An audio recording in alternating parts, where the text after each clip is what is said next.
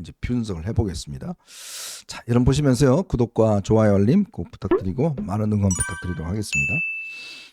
어제 결과를 보면 우리가 생각했던 것과는 달리 안철수 후보가 일단 4강에 들어갔습니다. 들어갔는데 이걸 과연 이제 어떻게 평가할 것인가를 두고서 뭐 오늘 언론들이 뭐 여러 가지 평가했습니다만 우선 일단 안철수 이게 이제 이번에 100% 일단 그 여론조사 했으니까요. 8개 기관 5개 기관 800명씩 4,000명 정도. 그다음에 이제 국민의힘과 무당층들만 가지고 이제 판단했기 때문에 1차적으로는 안철수 후보가 나경원 후보보다 인지도가 좀 높은 게 아니냐라는 이제 분석. 두 번째. 이 최근에 나경원 후보가 이제 나오면서 거의 윤 전 대통령하고 싱크로율이 100%였잖아요. 그렇죠. 이념이 중요하다, 네. 중도 필요 없다. 네. 그다음에 뭐 이제 이 강하게 우리가 가면 끌어올 것이다, 뭐 네. 등등 윤 전 대통령의 말을 계속 반복하고 이념이 중요하다라는 네. 이야기를 강조했습니다. 세대 전쟁. 자, 그런 상황에서 이제 윤 대통령이 뭐 그냥 다 이겨 돌아왔습니다. 뭐 어차피 뭐 5년 하나 3년 하나. 자, 그리고 윤 대통령 신당 만든다고 뭐 40대 변호사들이 하다가 좌절을 했어요. 자, 그러니까 처음에는 윤 전 대통령 어게인 하던 사람들이 이건 뭐지 이거? 이런 어떤 이제 인식의 변화. 그다음에 지금 법정에 진행되고 있는 재판을 보면서 윤 대통령에 대한 이제 지금 좀 이 뭐랄까 인식 자체가 바뀌고 있다. 그렇죠. 그 바뀌고 있는 국면에서 안철수 후보의 최근의 지지율이 좀 상승세였어요. 그렇죠. 그걸 보면서 이거 지금 이렇게 가서는 안 되겠다라는 이제 국민의힘 지지층. 제가 보니까요. 국민의힘 지지층들은 굉장히 이분들이 좀 전략적이세요. 맞아요. 이 항상 어떤 상황에 보면 자, 어떻게 하면 이길 수 있느냐. 네. 그거에 대한 훈련이 많이 돼 있어요. 자, 그러다 보니 나경원 해갖고는 이거 안 되겠다라고 해서 이제 안철수 쪽으로 좀 쏠린 게 아니냐. 뭐 지금 많은 언론에서 특히나 오늘 뭐 조선일보가 그 윤석열 노선 때문에 나경원이 그 일면 제목으로 그냥 일면 썼어요. 제목으로 네. 이거 뭐 조선일보가 최근 감독님 한번 논조, 찾아봐주세요. 최근 논조랑 보면요 일면에 그렇게 나왔어요. 나 깜짝 놀랐어요. 보통 그런 거 제목 잘 안 잡거든요. 제목 잘 안 섞죠. 왜냐하면 단정할 수가 없잖아요. 그렇죠. 그러니까 이게 결과를 알 수가 없는데 그냥 추측인데 네. 아예 제목으로 이번에 나경원 그 한 거는 윤 전 대통령 때문이다. 예. 라고 아예 제목에 그냥 일면 제목을 확 박아버렸습니다. 이렇게 됐네요. 안철수 4강 진입, 윤 비판 여론이 국힘 1차 경선 갈랐다. 뭐 이렇게 이제 타이틀을 뽑았네요. 네. 그러니까 안철수가 4강 진입한 그것은 윤석열에 대한 비판 여론이 국민의힘 1차 경선 결과를 갈랐다. 네. 나경원이 탈락하고 안철수가 진입한 게 바로 저거다.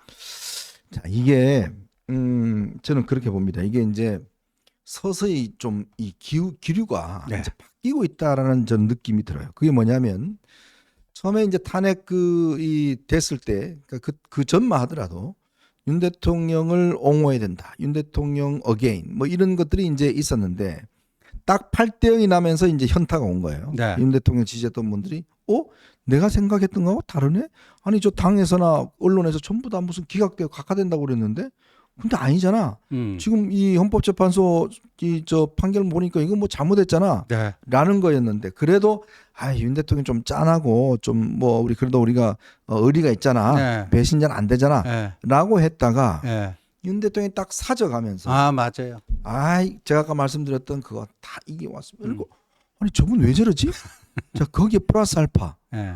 아니 신당을 만든다고? 네. 지금 그럼 우리 국민의힘 뭐고? 네. 그동안 그렇게 본인을 옹호해주고 해줬는데 신당을 만들어? 네. 그리고 정광훈이 또 따로 출마를 해? 네. 이게 뭐지? 그러니까 이분의 어떤 평가가 달라지면서 네. 야 이러다가 이제 특히 이제 이재명이 뭐 50% 넘어가고 하니까 야 이러다가 이제 정말 보수 완전 괴멸되겠다.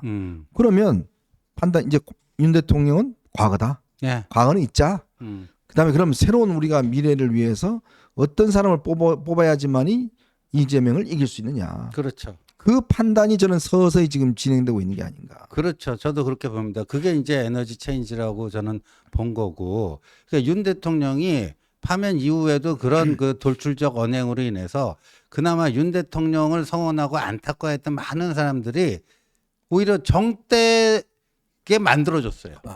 그나마 남아있던 마지막 그 연민의 그 정, 그거를 딱 떼게끔 그 만들어준 게 이제 윤 대통령이 최근에 처신이다. 근데 나경원 후보가 딱 그냥 윤의 대리인 같은 얘기를 뭐 체제 전쟁이다, 뭐 중도 그런 헛소리 하지 말자, 뭐 하면서 김문수보다도 더 오른쪽에 서가지고 막 뭐 드럼통에 들어가고 뭐 하고 그런 거 아니야? 드럼통 맞아요. 그 드럼통이 아주 인상적이었어요.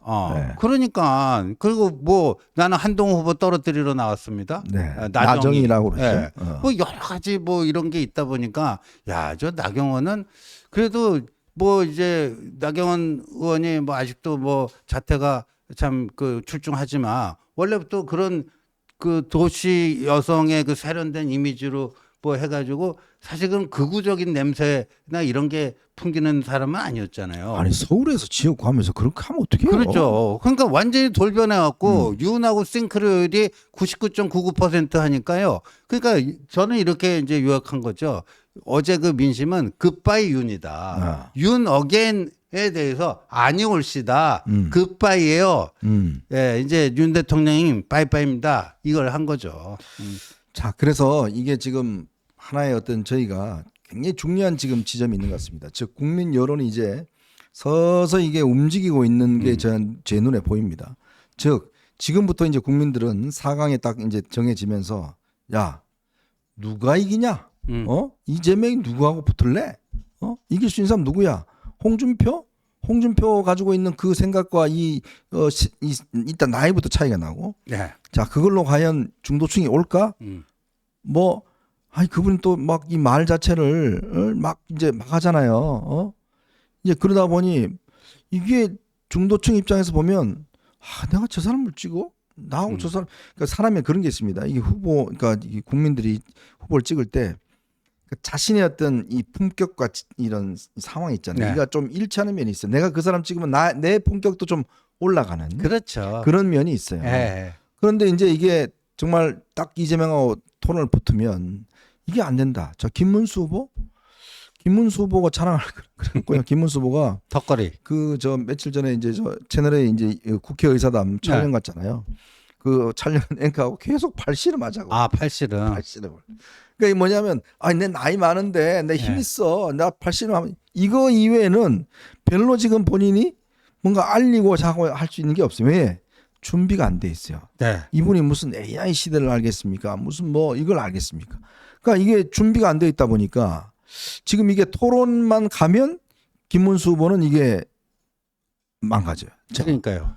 그리고 이제 그런 상황이다 보니까 또 거기에 이제 지금 안철수 후보가 올라온 거는 그나마 나름대로 이게 저는 이쪽 파이를 키우는 역할을 그렇죠. 한다고 봅니다. 파이를 키우는 역할을 충분히 할 수 있고 또 안철수 후보 좋아하는 분들도 있는데 네. 근데 참 안철수 후보는 최대 약점이 이게 참 말이 참 이게 안 고쳐져서 했습니다. 또 이런 그게 안 고쳐질까요? 좀 고치면 고쳐질 텐데. 그러니까요. 이게 좀 저는 참 제가 괜히 이게 비하는 것 같아서 따르진 않겠습니다만은. 지금 이사 얘기하는데 한동훈 후보가 이제 한 두어 달 이제 자맹 기간에 네. 그 스피치 전문가한테 네. 말하는 법도 좀 훈련도 받고 네. 그 조금 단점 보강 뭐 이런 훈련도 좀 하고 그랬던 것 같아요. 네. 많이 고쳤습니다. 네, 그죠? 사실 빨리 하는 거 네. 그거 고치느라고 네. 여러분 아마 요즘 저 TV 이렇게 한동훈 후보 나와서 토론하는 거 보시면 바로 대답 안 해요. 그렇죠. 이 포즈를 딱 둬요. 네. 두고 시작하는 그걸 배웠어요. 그러니까 옛날 같으면 질문 끝나기 전에 그거 말이죠. 그냥. 뭐 이랬는데 쉬고 저는 그래서 방송 끝난 줄 알았어요. 근데 네. 딱 이제 쉬고 뭐 한마디 하는. 네. 그 톤도 좀 낮추고. 그리고 이제 말의 어떤 완결적인 뭐 이런 걸로 이제 많이 바뀌었기 때문에 그러니까 토론을 하게 되면요. 내용은 중요하지 않습니다, 여러분. 그러니까 이 토론을 해보면 내용보다는 그 사람이 가지고 있는 이미지, 애티튜드, 뭐 톤앤 매너, 그렇죠? 뭐 영어로 하면 이제 뭐 이런 자세, 태도 이런 게 굉장히 남습니다. 이제 그런 것들이 이제 중요하기 때문에 앞으로 토론에 붙으면 사실 잘 까먹어요 내용은. 근데 그 사람이 얼마나 겸손하고 잘 이야기하고 믿음을 주느냐, 신뢰를 주느냐, 요 모습이 중요하거든요. 그렇죠. 근데 거기에서는 사실은 지금 한동훈 후보를 대적할 사람이 별로 그러니까요. 없어요. 또 이제 특수훈련까지 받아가지고 네. 예, 이전에 비해서 굉장히 더 안정감이 있고 예, 그렇게 됐습니다. 근데 아까 이제 얘기로 다시 돌아오면은 그래서 저는 이제 목요일 금요일 이 네 번의 토론회가 거의 뭐 그 승부를 어떤 판세를 결정짓는 분수령이 되지 않을까. 네. 목요일 금요일. 그리고 토요일 날 이제 사자가 다 모여서 한 자리에 네. 모여서 합동 토론을 하는데 아마 이제 마스 토론 때 못다한 것들 거기서 좀 실수하고 뭐 한 걸 또 만회하기 위한 또 몸부림 뭐 이런 것들이 있을 것 같아요. 그러니까 사실 그리고 나서 이제 일요일 월요일 책임당원 투표와 선거인단 77만 명입니다. 77만 명. 네, 77만 명 투표와 요번 1차 국민 여론조사 같은 방식으로 네. 뭐 해서 이제 50대 50으로 섞죠. 그거를 이제 29일에 발표를 하는데 저는 이제 한동훈 후보가 이 기세를 타기 시작했거든요. 네. 예, 기세를 타기 시작했어요. 예, 이 기운이 지금 우상향입니다. 근데 이게 우상향의 이 각도 얼마나 좀 가파르게 올라갈지 좀 완만하게 갈지 그거에 따라서 2차에서 끝날지 아니면 3차까지 1대1로 갈지 거기서 결정되지 않을까 그런 생각이 좀 듭니다. 예. 네. 참 이게요, 여러분. 참 정치란 게 솔직히 한번 보면 좀 짜증도 나지만요. 재미있는 게 있습니다. 그게 뭐냐면 뭐 우주의 기운 뭐 있지만 네. 많은 사람의 기운이 모아지면 바뀐다는 거예요. 아, 맞아요. 그게 여러분 생각해 보세요. 어떻게 한동훈 후보라는 정치 신인이 11시간 만에 30억이나 되는 돈을 모을 수 있겠습니까? 예. 여러분 누굴 위해서 10만 원 준다는 거 그거 쉽지 않습니다. 예. 누구를 위해 특히 정치인한테 10만 원 준다는 거 그거 정말 어려워요. 그런데 한 3만 5천 명이요? 3만 원 되는 분들이 네. 자기의 어떤 용돈 그 뭐 애들 같은 경우는 저 가족끼리 뭐 밥 한 끼 먹을 수 있고 하는 돈인데 그걸 아낌없이 내놓으셨어요. 그건 뭐겠습니까? 정말 그분들의 열정과 이런 것들이 통한 거예요. 그리고 그 한동훈 후보도 그런 이야기 하더라고요. 아 정말 자기 너무 깜짝 놀랐고 내가 차면 안 되겠다. 네. 이렇게 나를 지원하고 지지해주는 이유가 있을 거 아니냐. 그 이유는 나를 좋아서라기보다는 정말 이 이재명이라는 민주당이 이 지배할 경우에 대한민국이 독재 국가가 될 수도 있다. 네. 그리고 이 보수가 이 상황에서 무너져서는 안 된다. 네밖에 없다. 네가 있잖아. 좀 열심히 해서 좀 해주라. 내 저 한 끼 안 먹을게. 우리 가족끼리 한 끼 포기하고 할 테니까 네가 좀 해줘. 라면서 10만 원씩 이렇게 내신 분들이 많잖아요. 네. 네. 그러니까 그런 열정이 모이면 그래서 참 정치라는 게 종합 예술이란 겁니다. 이게 그렇죠. 예. 불가능할 것 같아도 뭔가 사람의 기운이 이렇게 모이면 가능해요. 그럼요. 그리고 지금도 마찬가지지만 지금 한동훈 후보가 본인이 이번에 그냥 2차에서 끝내겠습니다. 라고 이야기를 했어요. 야 무슨 2차에서 끝내 지금 저 김문수하고 홍준표하고 저 나가는데 근데요 이거 불가능한 거 아닙니다. 네. 저는 가능하다고 봐요. 왜? 지금 우리가 쭉 이야기하잖아요. 지금 기운이 올라오고 있어요. 그렇습니다.